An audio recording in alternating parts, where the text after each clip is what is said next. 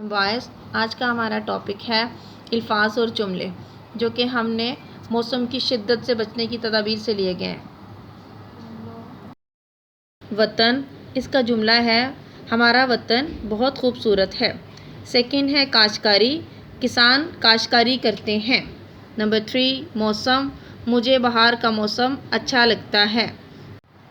Number 4 शदीद, गर्मियों में शदीद गर्मी होती है।